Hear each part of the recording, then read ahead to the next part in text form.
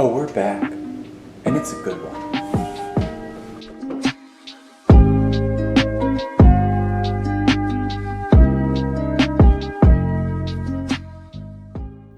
So we're making bulgogi, a dish near and dear to my childhood heart, and the first thing that we're going to want to do is make sure that you have a good, sharp chef's knife. We want to make precise cuts on our beef to make them as thin as possible. Now the first thing that you're going to want to do is cut off all of that excess fat from the beef. It's okay if you don't get it all, just get most of it off because we don't want a lot of fat on our meat. So now we're going to make thin slices in our meat and just plop those in a bowl.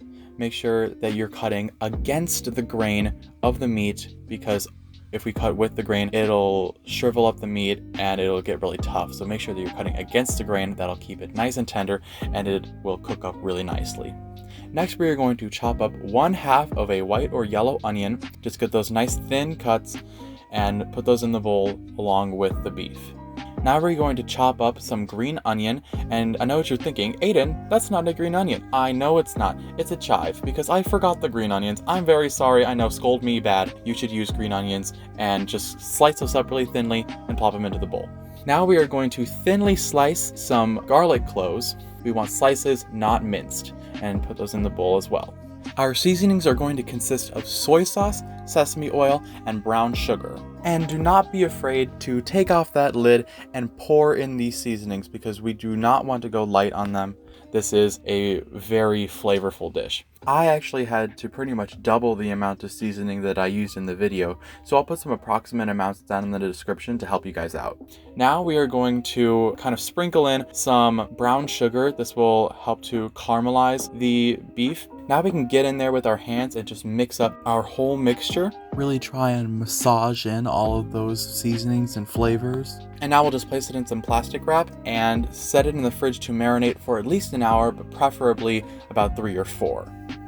Now we can turn on our stove and heat up a mid-sized pan to about medium-high. The meat already has enough sesame oil in it, so there's no need to coat the pan or spray it or anything. Just dump it right in. And now we're just going to kind of use our spatula to spread it out a little bit, get it all coated along the bottom, but you actually don't need to stir this around that much. It's best to just kind of let it sit. You can stir it a little bit when needed, just to get a new side of the meat touching the pan, but kind of just let it sit for most of the time. You see all the liquid that's present there? We want that all to evaporate. It'll look a little bit more like this. When it's starting to get done, you can see some of the sugar is starting to caramelize a little bit. And now when it looks like this, you can see most of the liquid is just the grease from the meat. So then it's about time to take it off the heat and place it into a bowl. And then you're done. You have bulgogi. So let's take a look at that now, shall we?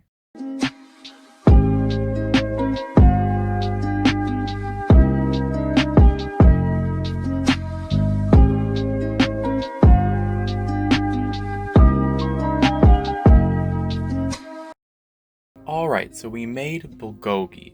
This dish is one of the easiest and most delicious Korean dishes. The meat has this beautiful crust from the brown sugar on it, and if you've never had it before, you're totally missing out. So I definitely recommend making it for yourself, and if you do, please let me know how it turns out. That being said, please make sure to like, comment, and subscribe, and I will see you in the next recipe. Thanks!